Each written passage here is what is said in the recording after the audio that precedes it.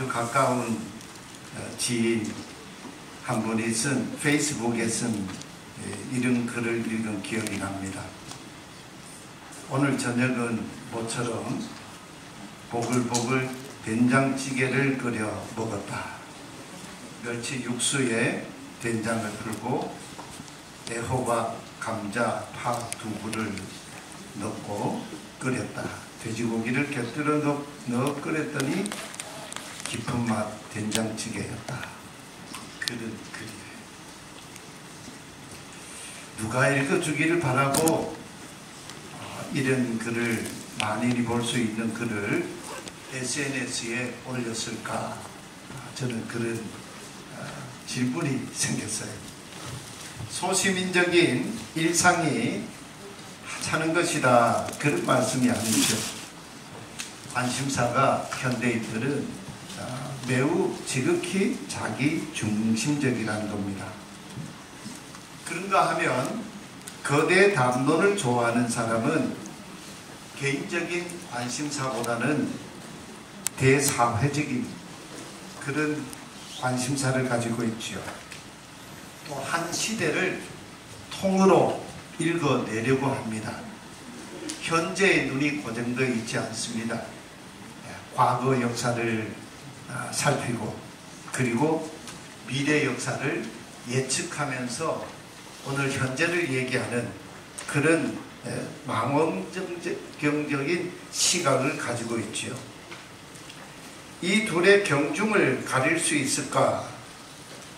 여러분은 어떻게 생각하십니까? 제가 대한예수교 장로회 통합 측 목사로서가 아니라 성경을 가만 보면 이 둘은 서로 대립하는 것이 아니라 조화를 이루어야 하는 문제라는 것을 보게 됩니다.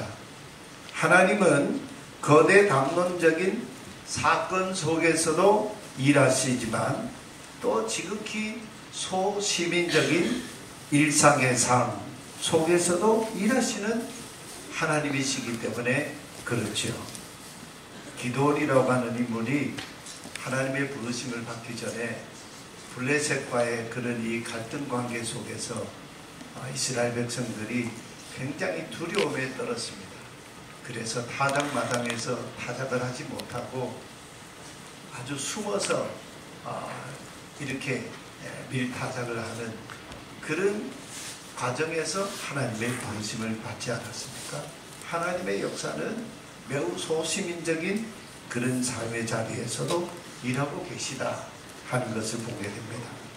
오늘 저는 한국아가페 기독여성협의회가 현직 여당의 국회의원실이 주최하는 구국기도회로 모이는 이 자리에 우리가 기도할 때마다 잊어버려서는 안 되는 기도자에게 필요한 영적 DNA를 말씀드리고자 합니다.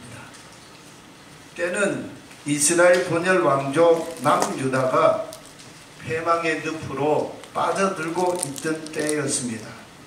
유다 왕 요시야가 통치한 지 제13년 때 야훼의 말씀, 다바르 야훼의 말씀이 예레미야에게 임하였다 합니다.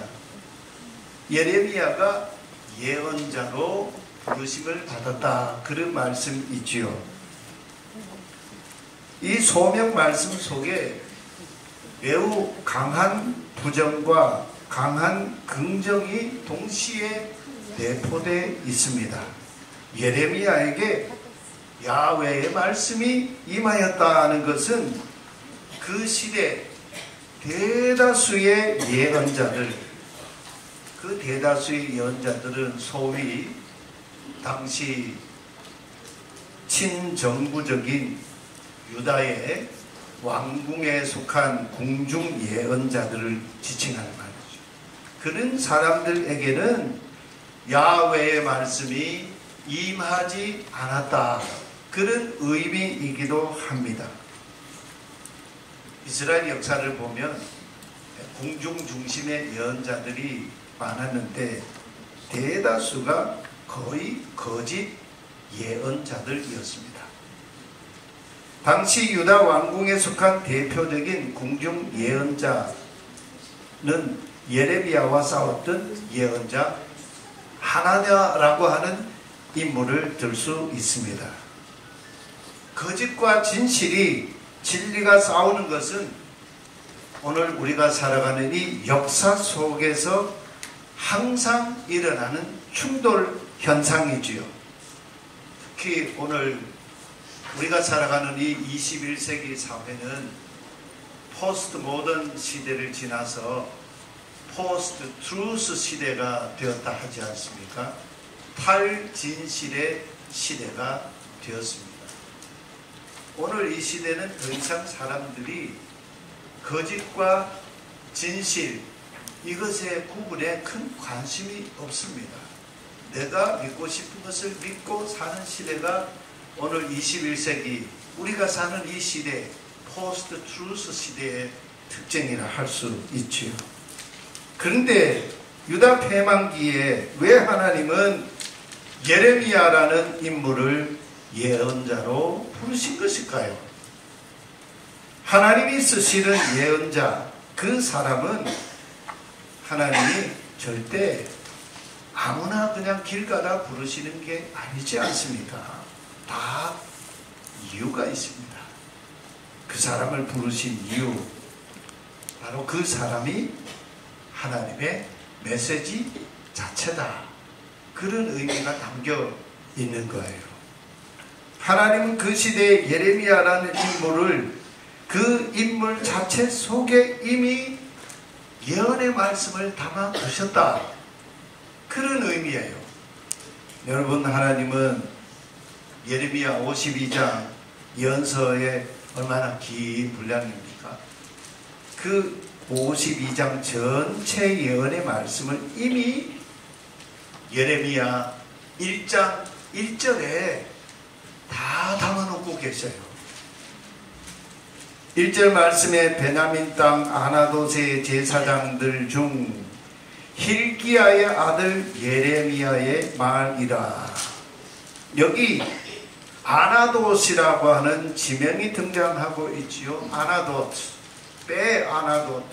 아나돗에 살고 있던 힐기야의 아들 예레미야의 말이라. 이 아나돗이라고 하는 지명이 등장하고 있어요. 이 아나돗은 예루살렘 북쪽 4.5km 정도 떨어져 있는 곳에 있습니다. 이 아나돗 성읍은 여호수아 때 이스라엘 백성들이 가나안 진입하여 가나안 땅을 얻던 그 시대에 제사장들에게 주어진 성읍이 48개 성읍이 있었는데 그 성읍들 중에 하나였습니다.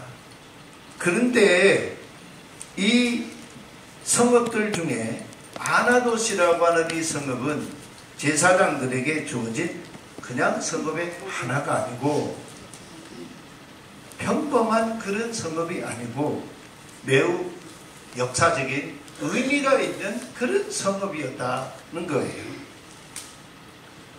아나돗은 수백 년 전 솔로몬 왕 때에 다윗의 넷째 아들 아도니아가 그 세 아들 위로는 다 죽었지 않습니까? 그래서 넷째 아도니아가 제일 서열상으로 맞이가 됐습니다. 그래서 아버지 다윗의 뒤를 이어 자기가 왕이 될 거라고 생각하고 아버지 다윗을 모셨던 제사장 아비아달과 당시 군권을 통솔하고 있던 실세했던 요압 장군, 요즘 말하면 국방부 장관이라 할 수 있죠. 이 요압 장군과 더불어서 역모를 일으켰습니다. 아버지가 아직 돌아가시지도 않았는데 자기 스스로 왕위에 오르는 그런 역모를 일으켰습니다. 제사장 아비아달과 국방부 장관이 합세해서 아도니아를 왕으로 세우니까 정치적으로 종교적으로 영적 지주가 되어준 그런 인물들이 합세하니까 이 정치 역학적으로 보면 이미 끝난 일이었습니다.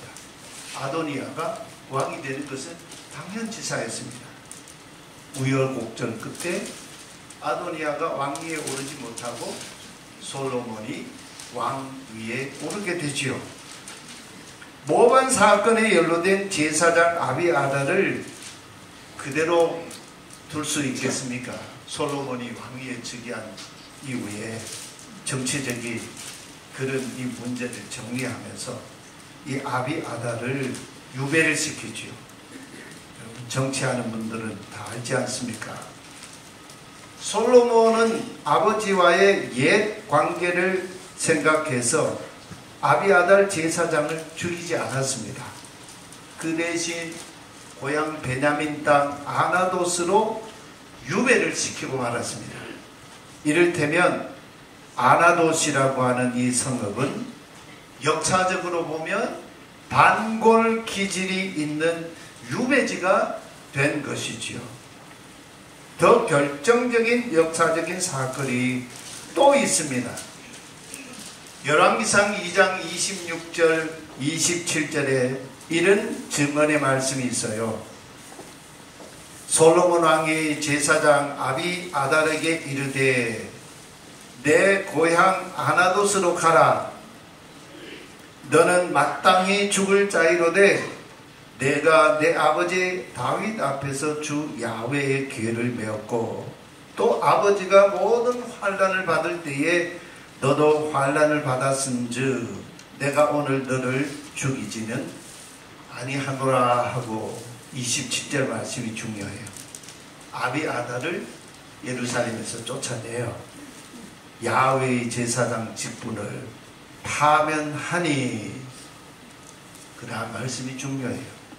야훼께서 실로 성소에서 엘리의 집이 멸망할 것에 대하여 말씀하신 그 예언이 응하게 함이었더라. 열왕기상 2장 27절 이 말씀은요, 예레미야 시대의 역사를 뒤흔드는 말씀이에요. 여러분, 여기에 어마어마한 역사적인 사건이 담겨 하나님 말씀 여기에 있는 거예요. 제사장 아비아달을 파직했습니다. 그리고는 베냐민 땅 아나돗 성읍으로 추방을 시켜버렸습니다. 이것은 그냥 제사장 한 사람이 실직했다, 옷을 벗었다, 그런 사건이 아니에요. 그 옛날 사사시대에 사무엘이 이제 막 등장하던 그 시대에 사무엘이 등장하던 시대 이 엘리 제사장 이 실로 성소에서 그때는 성전이 아니고 모세가 시내 광야에서 성막을 만들었던 그 성막 시대였지 않습니까? 그 성막이 실로에 있었습니다. 그 실로가 역사의 중심지였던 거죠. 그 실로 성소의 대제사장이었던 엘리 제사장 집이 멸망할 것이라고 하신 그 예언의 말씀이 이제 솔로몬이 왕이 되고 아비아달을 아나돗으로 추방한 이 사건에 의해서 성취되었다. 이렇게 말씀하고 있습니다. 무슨 얘기입니까? 유다가 지금 멸망의 늪으로 빠져들고 있는 그 시기에 아나돗 출신 예레미야를 예언자로 부르신 것 자체가 심상치 않은 부르심이라는 말씀이에요. 즉 예레미야가 누구입니까? 옛 실로 성소 시대에 이동식 성막 시대에 대제사장이었던 엘리의 직계 후손이었습니다. 그러니까 예레미야 이 제사장은 망한 제사장의 후손이었다는 그런 얘기. 즉 예레미야의 이 뼈속에는 DNA가 야훼 하나님께 범죄하면 야훼의 길을 제대로 걷지 아니하면 하나님의 이름을 두시고 하나님의 영광이 머무시는 야훼의 성소도 이 시대로 말하면 솔로몬 성전조차도 망한다 하는 이 영적 유전자 DNA를 가지고 있던 사람이 예레미야다라고 합니다. 그러니 예레미야는 하나님의 부르심을 받고 그 시대의 역사를 관통하며 예언하는 예언자로 부르심을 받는데 하나님이 예레미야를 부르실 때 이렇게 말씀하시죠. 나는 너를 안다 그러셨어요. 어떻게 안다고 그랬습니까? 내 모태에서 내가 조성되기 이전부터 너를 알았다. 그리고 내 모태에서 나오기 이전에 너를 성별했다. 이게 무슨 얘기예요? 역사적으로 보면 엘리 제사장 가문이 망한 그 역사를 가지고 있는 예레미야를 하나님이 다 알고 계셨다. 수백 년의 역사를 하나님이 지켜보고 계시다가 이때에 요시야 왕 13년 때에 예레미야를 유다의 예언자로 하나님의 예언자로 부르셨다는 말씀이에요. 그러니까 예레미야는 하나님의 부르심을 받고 목숨 걸고 눈물로 눈이 짓무르도록 온갖 치욕을 당하고 모욕과 고난을 견뎌내면서 탄식하면서 예언하지 않을 수가 없었습니다. 그때는 예레미야는 나라가 패망하는 걸 두 눈으로 목격하고는 순교하는 그런 생을 마감하죠. 예레미야가 40년 동안 외친 메시지는요, 유다가 가지고 있던 두 가지 신앙의 기둥이 있었습니다. 그 신앙의 두 기둥이 허망하여 기둥이 허물어진다. 이걸 40년 동안 외쳤습니다. 그러니 허망한 신앙을 버리고 양길을 돌아오라. 그렇게 해야 이 나라가 산다. 이걸 외친 거예요. 그 무너질 두 기둥, 이스라엘 유다가 가지고 있던 그 신앙의 두 기둥, 첫 번째 기둥이 다윗 왕조는 영원하다는 하나님의 언약을 맹목적으로 맹신하는 신앙의 기둥이었습니다. 하나님이 다윗 왕조를 영원히 보존하시고 지키신다 약속하셨죠. 이 하나님의 언약의 이면의 그 말씀은 다 내팽개치고 껍데기만 가지고 다윗 왕조는 망하지 않는다. 그러면 유다는 망하지 않는다. 이 신앙을 가지고 있었어요. 또 하나의 신앙은 하나님의 성전은 절대 망하지 않는다. 이 신앙을 가지고 있었는데 예레미야가 40년 동안 외친 예언이 뭐예요? 이 두 신앙의 기둥이 허망하여 너희는 망한다. 그러니 빨리 회개하고 돌아오라. 근데 유다 백성들이 40년 동안 하나님의 말씀을 듣지 않았습니다. 기가 차지요. 이 예레미야가 외친 이 말씀, 오늘 우리의 시대의 말로 번역해서 말씀드리면 예수 모르는 예수쟁이 신앙 망한다.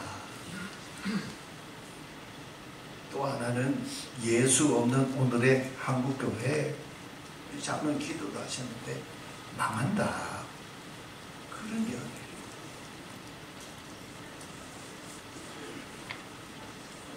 언제 여기 와서 또 설교하겠습니까?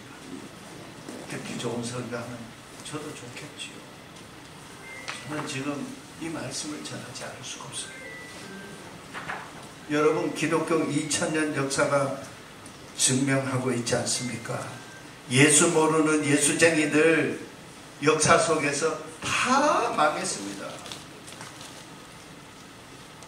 예수 없는 예수교회, 그리스도 없는 기독교 역사 속에서 하나님 세상으로부터 버림받고 하나님 앞에서도 그들은 무너졌습니다. 교회도 망합니다, 여러분. 교회는 영원하다 착각이에요. 오직 예수 그리스도의 그 교회만이 영원합니다. 예수 포병하는 예수 교회 망합니다. 긴 말씀을 드릴 수가 없어요. 이스라엘의 역사를 보십시오. 기독교 역사를 보십시오. 하나님 없는 하나님 신앙, 예수 없는 예수 신앙, 예수 그리스도의 그 복음이 없는 예수 교회 다 망했습니다. 그래서 예수님이 산상수훈에서 너희는 세상의 소금이다. 소금이 만일 그 맛을 잃으면, 여기 만들는다는 말은요, 짠맛 나지 않는 소금 세상에 없습니다. 이게 무슨 의미냐면, 예수님 당시에 그 의미로 풀으면요, 그 소금에 불순물이 함유된 소금은 그런 뜻입니다. 불순물이 함유된 소금 여러분 먹을 수 있습니까? 짠만 내는 게 아니라 버려서 사람들에게 밟힐 뿐입니다. 너희는 세상의 빛이다. 산 위에 있는 동네가 숨겨오지 못할 것처럼 너희 등불을 등경 위에 들어서 모든 사람을 비추는 빛이 되어라. 어떤 사람이 세상의 소금을 비칩니까? 바로 그 앞에 나오죠. 예수님의 팔복의 말씀이죠. 실로 성소가 회망했습니다. 예레미야는 이것을 자기 집안이 패망한 그 집안의 후손이라는 걸 자기 뼈속에 가지고 있던 사람이었어요. 엘리 제사장 가문이 망했습니다. 언제 성취되었다고 하는가? 다윗을 평생 모셨던 제사장 아비아달이 파직당하고 아나도스로 유배되어 무직으로 패망한 망한 가문 제사장으로 거기에 살 때 실로 성소에 대해서 예언했던 야훼의 그 말씀이 성취가 되었다. 이게 누구예요? 예레미야예요. 그 예레미야가 하나님 말씀을 받고 예언하게 됩니다.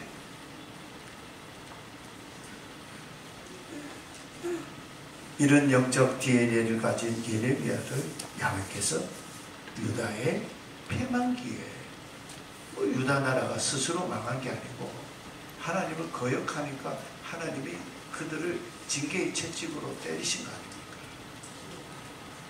그때에 하나님이 예레미야를 예언자로 불러 세우셨습니다. 오늘 우리가 꼭 기도회를 모였습니다. 하나님 우리에게 요구하시는 게 있습니다. 이 시대에 남은 자로 하나님 앞에 서라는 지금 부르심이 있습니다. 진짜 예수 따르는 예수쟁이가 되는 것이 기도다. 의인 10명의 나라를 만들어야 한다. 주님의 말씀 아닙니까? 교회 많다고 나라 잘 되는 거 아닙니다. 진짜 예수 그리스도가 머리이신 예수 그리스도의 그 교회가 이 땅에 세워지고 서갈 때에 나라가 구국의 길을 갈 수 있습니다. 오늘 여기 모인 우리들이 바로 그 주님의 부르심에 응답하는 우리 구국의 기도자들이 다 되시기를 소원합니다. 기도하십시다. 주여, 분당과 사회 분열과 극한 정치 대립과 이념 대립, 정쟁이 난무하는 이 땅, 이 나라를 주님 긍휼히 여겨 주시옵소서. 아멘. 하나님 없이 살아가는 이 땅의 백성들, 예수를 표방하지만 예수 없는 예수교회, 빈 껍데기 교회가 되어버린 오늘 한국교회를 불쌍히 여겨 주시옵소서. 아멘. 거짓 예언자들이 우글우글거리던 그 시대에 하나님의 말씀을 받은 진짜 예언자 예레미야를, 아나도 출신 예레미야를 세우신 하나님, 오늘 이 시대에 우리들이 이 하나님의 부르심 앞에 응답할 수 있도록 은총 베풀어 주시옵소서. 아멘. 예수 그리스도의 이름으로 기도하옵나이다. 아멘.